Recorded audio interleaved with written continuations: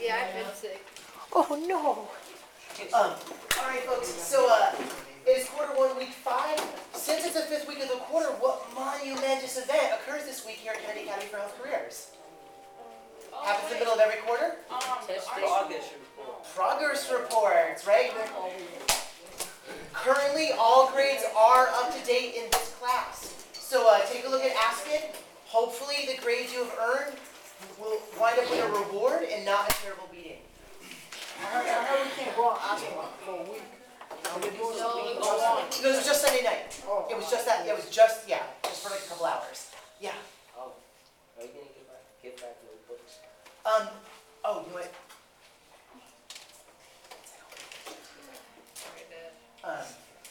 Yeah, but it's good for us to get started here anyways. That's where it should be.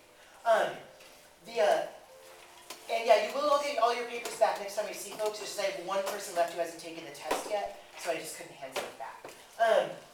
All right, and today we are going to elaborate on evolutionary mechanics. And folks might remember this is the same swabot as the last time we took notes. So we're just kind of continuing this theme of adding in this idea of how we know evolution happened based on the evidence available to us with our current technology. All right, now as part of that, we can just ask a simple question, right? Biologists are asserting that certain events occurred in Earth's history, but we weren't there to see it, so how do we know something happened if we weren't there to see it? Please. All right, for one thing, photographs could be helpful, sure. Can there be like, never mind, photos. What are some things we can find that tell us that something was there, even if it's not alive anymore? Artifacts. Artifacts like fossils, things that like we uncover from the ground, right?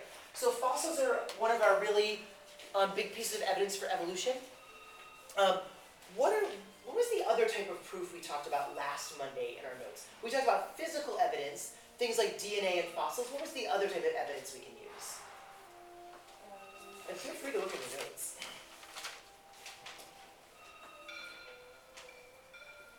Go ahead, Alice. All right, so you could look at homologous structures, right? That bones are the same between different animals, sure. But we're looking specifically for, and that's still part of our physical proof umbrella. There was that other type, the type that you learn in the basement every day, with the smartest guy in the whole school. Math, right? We're talking about mathematical proofs. Math is an excellent tool for proving things occurred. Right through our equations, we've been able to figure out how old stars are in our universe, for example. Right, so there are ways to know something even if you're not there to experience it yourself. And thinking about just our species in general, what's a way that we communicate that things happened? Talk, right? Verbal, right? We can say, hey, I saw this thing happen, therefore, you know, if you believe me, it did, right? All right, and let's have a look at our quote of the day, and sure. There we go. You guys are blue. All right, Nathan will get us started on who's going to be our first reader of the day. All right. Keep it up front. Yeah, just read up front for us, please. It is not the strongest or the most intelligent who will survive, but those who can best manage change. All right. And hopefully folks have heard of Charles Darwin at this point. We'll talk about it a little more. Didn't he discover those little birds? He did, right? He talked about the Galapagos finches. Yeah, we'll talk more about those in chapter 15. But we're saying that there's kind of 3 ways to make it out there in the world, right? And one of them is the best, right? You can be strong, and that might help you survive. You can be smart, and that will help you do well. But really, it's those who can adapt are the best. They are the key survival strategists. And you can think about this in your own life, right? You've gone to different schools, had different friendships, and every time you become something a little different in order to meet the standards of that new arena. And then, of course, our little moonscape here, we already talked about that, so I'll be happy to get all those delightful emails from all of my kind, sweet, and adorable students this evening. Let's move on to our notes.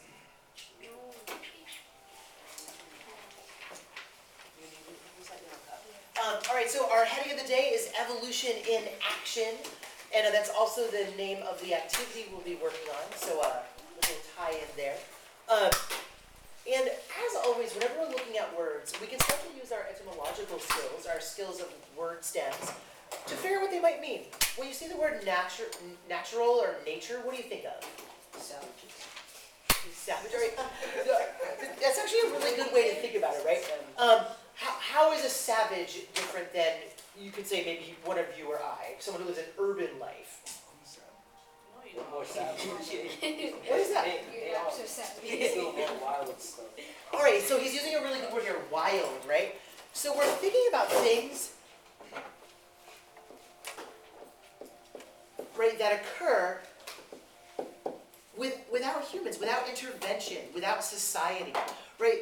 Things like air or plants producing fruits, things that we don't make happen as human beings, but they're things that occur in nature. Long before we came and may occur long after we've been gone as well. What is it to select something? Isn't it? Pick. It's like, can I explain exactly what it is? Because I learned Like the whole definition? Yeah. All right, well, let me just start first. So someone said the word choice, right? Right, so we're talking about, nature's choice, to be specific. All right, Nathan, go for it. Alright, so natural selection, like I learned about this when we talked about Charles Darwin, but it was it's like when something's adapting, like when they're changing, it's basically what characteristics or what features they exactly need for that place that they're adapting to.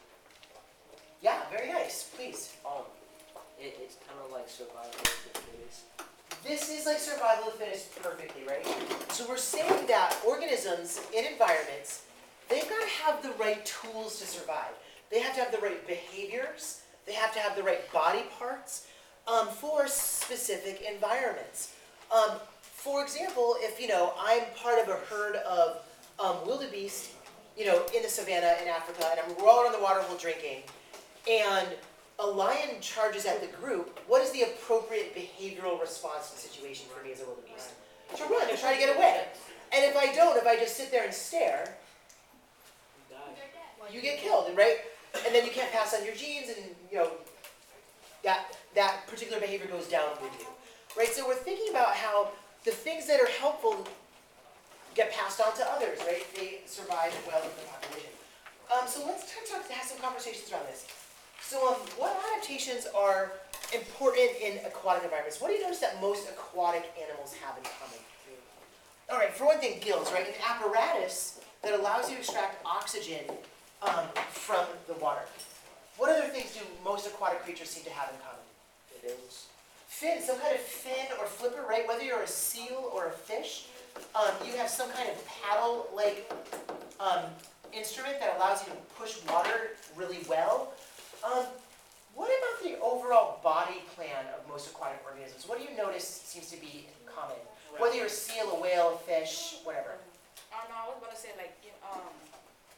you know how fish we have they're hard. I don't know. Never mind. It's not really done right now. All right, so she's on the right track. So in terms of their outer skin, their texture, how would you describe it? Or Like most of them are really smooth and soft. excellent, right? How does being smooth help you survive better in an aquatic environment? It helps you flow through the water better. Great, right? So it reduces this friction of the water so you can move through it faster.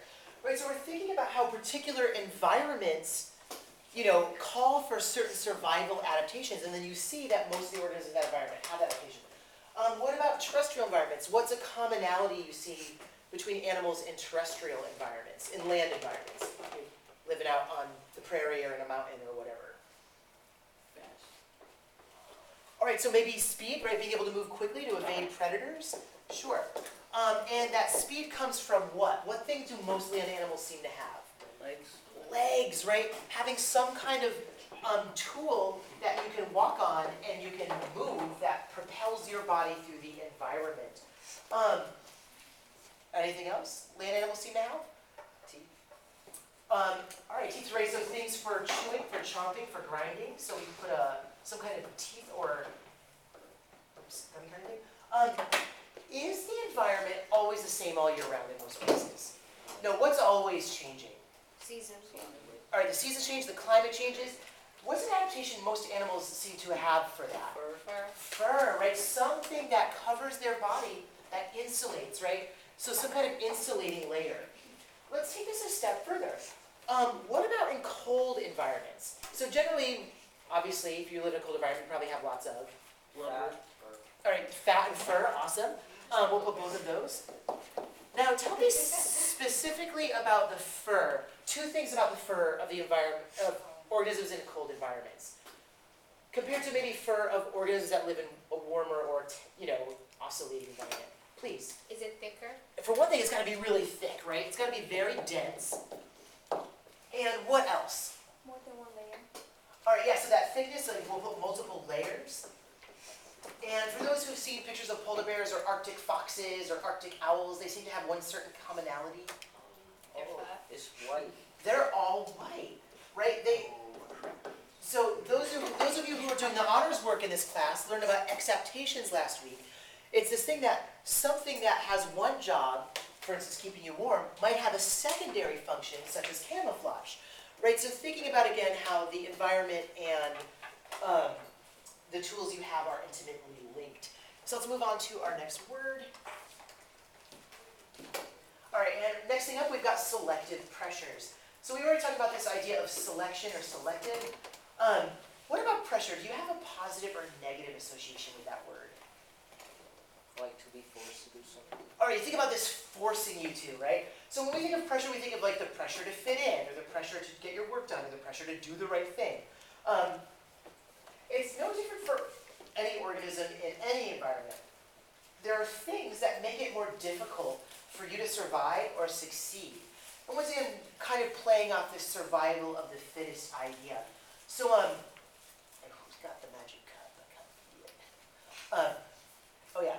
All right, so if you could choose someone new for us, please. He's going to pull someone. They're going to give us an example of what are some challenges organisms face in nature. What are some selective pressures out there? Oh, Gigi. So what's a problem that many living things have? Something that prevents them from possibly surviving as an individual or even a whole species. Anything at all. Makes life tough. What about their movement? Like some of them are slow. Okay, right? So being too slow means you'll get what? Be in. Eaten, right? So predators are a problem, right? If you're too slow, something will eat you. So predators are a really good example of a selective pressure. Now, of course, many organisms are predators, right? They're hunting for food, they're looking for those things. But what are we also looking for as an individual? Food. Food and water, right? So another selective pressure out there is getting enough to eat or drink, right? So starvation or thirst is a huge problem for organisms in the wild, right? They can't just like go to the grocery store and buy a big bag of calorie-rich Fritos, right? They've got to like hunt for things, and maybe it'll get away from them. All right, what's another big problem? Something we have buildings all over this city for. Habitation. All right, shelter, right? Shelter is a major issue for organisms. The weather is constantly changing. It might be hot, it might be cold. And I'll tie into shelter. Yeah. Can we also say the environment is changing? The changing environment, right? So like this idea of like precipitation of cold. You guys are all here at this school supposedly because you intend on going to a certain career Health. right? So disease is also another big problem for organisms. Whether you're a plant, whether you're a bacteria, whether you're a human, diseases often kill off individuals as well as entire groups of species. So thinking about these selective pressures. All right, let's 3 more words and we'll be done with our day of note-taking. All right, so a lot of this ties to this idea of mutation. And of course we have our symbol for delta, meaning change. Awesome. Right, so mutation is this change in an organism's genes, in DNA, and it might be helpful or harmful. And whether it's helpful or harmful is dependent upon the selective pressures the organism faces. For example, has anyone in the room ever swam with flippers? Like you got to put those like big flippers on your feet. All right, cool. So a few of you. When you're walking with those, does that improve or take away from your walking speed and experience? All right, it's challenging to walk in them, but then you get in the water, what happens? It's healthy. Yeah, you can go really fast, right? So that's how the environment and mutation have this little bit of a relationship, right? So a certain tool might help you out in one environment, but decrease your survival chances in another. Even appearance ties into this, right? Let's say one of us as a human being is born with a mutation where you have purple eyes. What are some ways folks might react? They see you, you've got your purple eyes. Yeah, they get tricked out. Or they might be freaked out by you and not want to mate with you, which means what happens? No more. You die out. Yeah, and that trait dies with you. Or folks might think it's Cool. Attractive. really attractive, right? And mate with you, and then there's more purple-eyed kids and so on and so forth, right? So also thinking about how mutation, in addition to survival, also ties into that reproductive idea. All right, now the variation also has to do with this phenomenon as well. What is a variation or a varying of something? A lot of something. Or you can think of a lot of, right? So you have a variation or a variety of things, sure. So I go to the grocery store, there are a variety of apples. There's Red Delicious, there's Macintosh, there's Gala. What am I saying specifically? You mean Types of apples. Types of, right? So there's a lot of, and they're all different, right? So in mutations, the variation, the size of the change also has to do with whether or not it'll be successful or not, right? So, for example, most people in the human race have brown eyes. That's the most common mutation, or most common variation on the genes. If you have eyes that are slightly darker or slightly lighter brown, that mutation isn't really going to have any impact on your life. The variation is too small. But if your eyes are so brown that they're like black, right, that might have an impact on how attractive you are viewed as. Right, so thinking about this idea that the variation, the size of the mutation also impacts the helpfulness or harmfulness. And last but not least, if the mutation is a beneficial one, and enough members of your species acquire it after, some reproductive cycles, you might wind up with a new species. A group of organisms that have similar characteristics, right? They all have the same number of eyes and the same number of feet and the same kind of skin. And can reproduce successfully with each other, so they can make babies that will survive.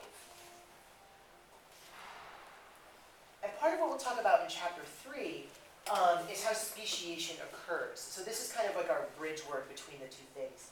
What I'd also like you to do is the definition of this word very commonly appears on the MCAS.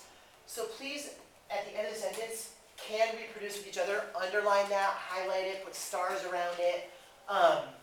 Draw some flowers, whatever you want. Just make sure that that stands out. Can reproduce with each other.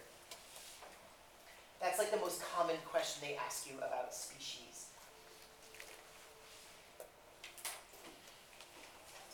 All right, cool. And let's look at how the rest of class is going to go. So basically for the next 20 minutes, you're going to be doing a little reading activity in the book and answering some questions. Then we'll go over it together.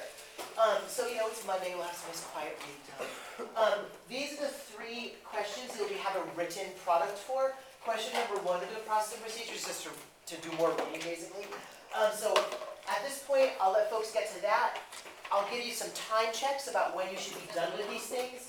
And in a moment, I'll write some hints as to things to look for when you write your answer.